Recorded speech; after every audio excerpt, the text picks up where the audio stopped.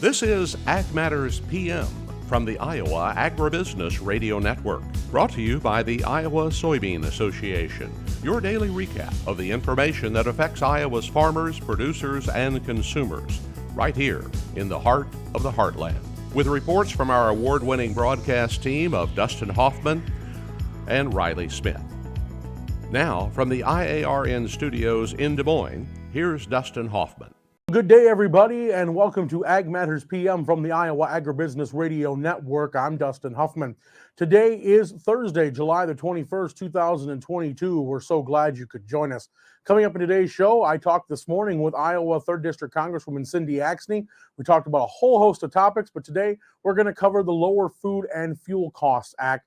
We'll have that coming up here in just a few minutes. We'll also take a look at that ag weather outlook. But first, let's run down those markets.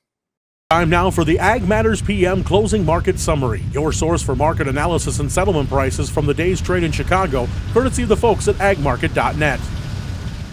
We're at the end of another trading day, and we're turning to Brian Splitt of agmarket.net. Brian, what did we see coming out of this Thursday? Well, we had initial weakness, and outside markets provided some help there. Energy markets were down sharply this morning, and we're able to recover some of those losses, but we had the November soybeans actually trade below $13, so we did make some new lows for the month today. We were able to close back over 13, so very small victory there. December corn traded down to 5.70, which is about 3.25 cents off of the low for the month so far. And I think these are just levels that you don't want to see the market really take out and be offered below the July lows. That would lead to another leg lower. Some late session selling brought on by word that Turkey is announcing that we will have some kind of a plan to export grain out of the Black Sea region. So that was the reason why we had that late push to new lows in corn, beans, and wheat. And wheat was actually positive for a lot of the day, and then brought in some double-digit losses. So once that happened, corn and beans gave it up. You know, and you mentioned Turkey, and this is something that, Jim and I have talked about. I think even you and I have talked about, doing this situation and getting a deal done with Russia. While it does help their situation, I mean, it may not make them many friends, and it could cause more international action. Does that bring any instability to the markets as well? Well, so the market probably overreacted to the news of a deal being done. We don't know what the deal is. We don't know how long it's going to take to implement. We don't know if this is going to be wheat that was stolen by the Russians, if this is going to be still product that the world buyers may not want to touch quite yet because of the geopolitical pressures. But one of the things that we need to really keep an eye on here is the timing of it, because the Ukrainian farmer needs to sell their crop to the exporter before they can plant the next winter wheat crop. And they would typically be doing that in August into September. So we got to get this export program going quickly. Otherwise, we are at the real risk of some of the Ukrainian producers going bankrupt, or at the very least not having the cash flow to plant the next wheat crop. And if that's the case, then we're going to be looking at a wheat crop out of Ukraine that's going to be substantially less than this year's wheat crop. And let's remember that this year's wheat crop that we're talking about exporting was planted prior to the invasion. So it all got in, not like some of the other crops where we didn't get all the seedings done this spring. So we could be in a scenario moving forward where we may need wheat values to go up in order to really incentivize aggressive domestic plantings to make up for potential shortfall. So this is something that's still going to be something we need to pay attention to for the next 30, 45 days or so. All right. And, obviously weather has been a big issue as well. One day we're hearing that there might be some rain, and there's days we're hearing it's going to be hot and dry. What's the weather outlook doing with the markets? Well, we're dealing with the heat that everybody got concerned about right now. This is a futures market. So if you think about when we got the forecast for this heat, that was 2 weeks ago. We came out of a weekend, corn gapped higher, beans gapped higher. We traded sharply higher that night just to fall apart the very next day. So we've already technically traded the hot that we're getting currently. I think the market now is concerned about the forecast for moisture this weekend. for temperatures to back off and not be as severe as they are. So the forecast looking ahead is not the concerning forecast that we were dealing with 2 weeks ago. And again, look at where we are now in futures compared to where we are 2 weeks ago. We are selling the rallies from these hot and dry forecasts. And I think that's indicative of what the trend is right now. And of course, with grain markets being lower, obviously, usually livestock takes advantage. Were cattle and hogs able to do that today? And early in the day, we did have nearby August hogs up a little over a buck. They gapped higher 2 days in a row. So that market's accelerated after breaking out above the June high. So we did that a couple days ago.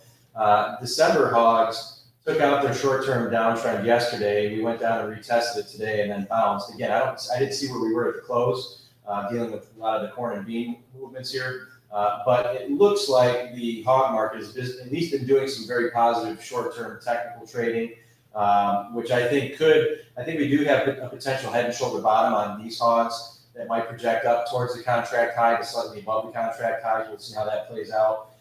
As far as the cattle goes, gosh, you look at December live cattle, it's like we've been at the same price as we were back in February. And so I think that market is really just kind of undulating between positive fundamental factors and concerns about global economic slowdown and a recession domestically. And that's the give take that we're battling through right now. All right. So if producers out there want to, talk about some strategies, maybe think about what they've got to do for next year if they haven't already, or even beyond, what's the best way for them to get in touch with the folks at agmarket.net?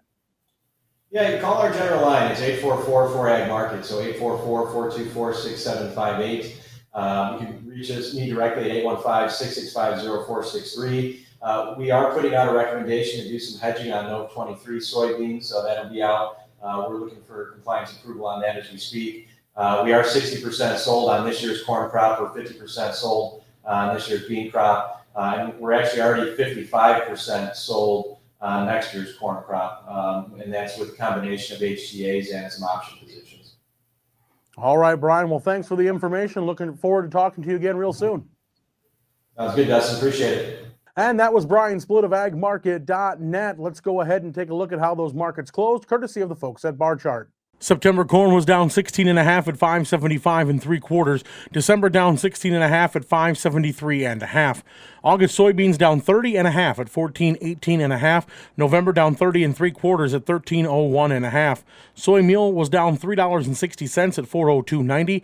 Soy oil was $1.65 lower at 57.17. Chicago wheat was down 13.5 at 821 3/4.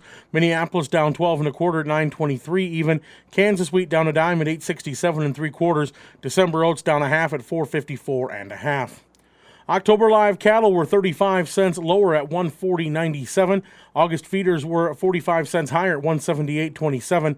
August lean hogs were $1.42 higher at 116.30. August cutouts were $1.92 higher at 122.12. Class 3 milk down a penny at 22.54.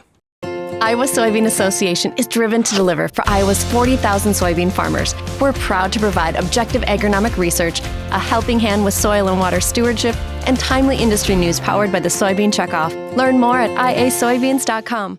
Welcome back to AMPM from the Iowa Agribusiness Radio Network. Well, this morning I had the chance to talk with Iowa 3rd District Congresswoman Cindy Axne. We talk, every few weeks or so, and she got us updated on what's going on in the ag world in Congress. We talked about several topics, including the Farm Bill, infrastructure, rails, and things like that. But we also talked today about the Lower Food and Fuel Costs Act, and that's what we're going to focus on today, helping find some relief for farmers when it comes to those input costs and also for the consumers at the shelf. I, along with many of my colleagues, have heard from our constituents, and we realize the issues that are still being out there, from making sure that we're lowering the cost for our farmers so that we can lower the cost for folks when they go to the grocery store or go to the gas pump. And so that lower food and fuel bill that we just passed through, we're working to make sure that, hopefully that can get through the Senate and move the agenda forward so that America can get products cheaper and our farmers can get their fair due.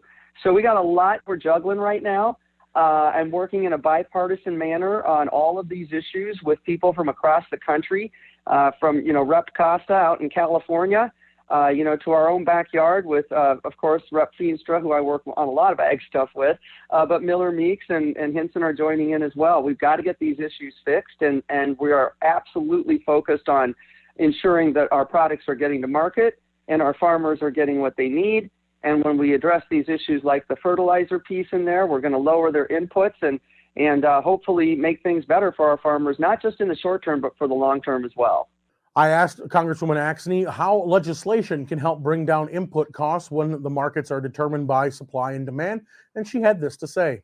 Let's go back to, we know, and I've talked to the farmers, and they know this too, Russia and Ukraine are just major global producers of key components we need for that fertilizer. And with the war that Putin has engaged in, it's driven these costs up. And then, of course, it increases our farmers' prices, and that increases prices in the stores. And a lot of folks don't realize this, that it takes more than, it takes a lot of things to make sure for those prices to go up. And our farmers aren't the ones that are doing it. They're just trying to make ends meet.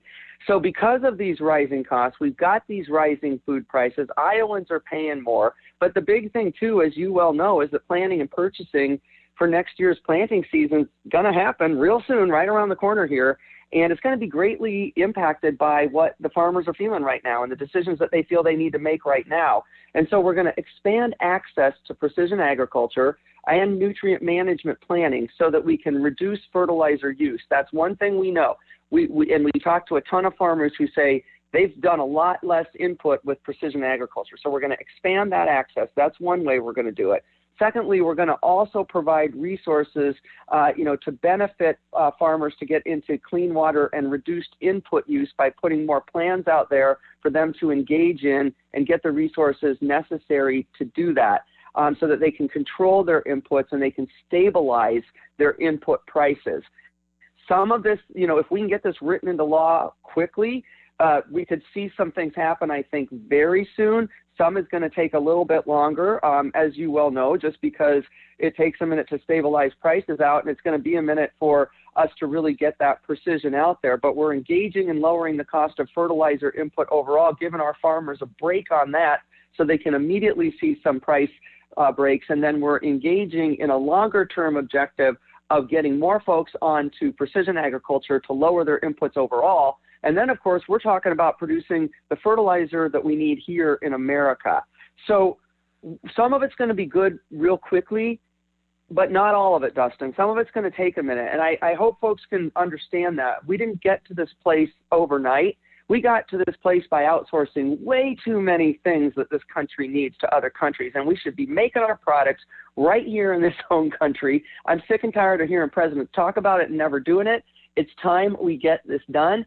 Our farmers shouldn't be reliant on Russia and Ukraine to make sure that they can have a reasonable profit. We've got to control some of those things here in the United States so our farmers have certainty. And that's what we're doing. We're bringing things home and we're addressing them and we're going to make them right. And it's going to be for the long term. It's why I'm fighting hard to get the Office of Rural Prosperity into the White House so that for the long term we just have a face in the White House no matter who sits over there. We got to fix the problems, Dustin, because you know this as well as I do. Every year our farmers are facing something. They're facing something. So we got to start doing things differently that allow them to have more certainty. And that really does mean making more here in America so our farmers have more, a greater reliance and can expect that they get the goods that they need to be able to do their job. That again was Iowa 3rd District Congresswoman Cindy Axne here on Ag Matters PM. We'll have more content from that conversation coming up in the next few days. Right now, let's take a look at that ag weather outlook. Well, another bright, sunshiny day greeted us in central Iowa today. A little bit on the warm side, but nothing compared to what it's going to be the next couple of days. In fact, could be seeing some triple digits come tomorrow and Saturday. What does it look like? Well, let's ask the National Weather Service what we can expect in the next 24 hours. Well, as we said, it was another warm one out there today, but nothing like what we're supposed to see in the next 2 days. We did see highs today ranging in the upper 80s to the mid 90s. Now tonight we'll see clear skies across most of the state to start the evening. Then we'll see a slight chance of showers and thunderstorms building from the west and across central parts of the state. We'll see lows right now in the 60s. And then tomorrow, slight chance of storms across the state and hot, but it'll be mostly cloudy, maybe partly sunny in some areas. And that's probably going to be our saving grace from frying out there, as we'll see highs from 89 to about 98. Saturday, we could see some triple digits around the southern and central parts of the state here coming up. Looking at the affiliate forecast for tomorrow, we see that Cherokee will have cloudy skies, slight chance of storms in 93, Shenandoah 96, and the same. Des Moines 98 will be the hot spot so far, and we'll have cloudy skies and a chance of storms. Same in Albia with a high of 94, Waterloo cloudy, chance of storms 89, and Clinton cloudy with a chance of storms and 87. For more detailed forecasts in your area, tune to your local Iowa Agribusiness Radio Network affiliates. And that's been your Ag Weather Outlook. And just like that, we've come to the end of today's show. Don't forget you can find all our content online at iowaagnet.com. You can also follow us on Facebook, Twitter, LinkedIn, TikTok, and also on the YouTube channel. So don't forget to like our videos and hit that bell icon so you can be notified when we put out new material. Don't forget you can also find our free twice daily market podcasts at iowaagnet.com, or you can get them delivered right to your device through Amazon, Apple, Google, Spotify, and Podbean. From the IRN studios in Des Moines, I'm Dustin Huffman. For Riley Smith and Avery Haskell, we thank you for watching. This has been Ag Matters PM.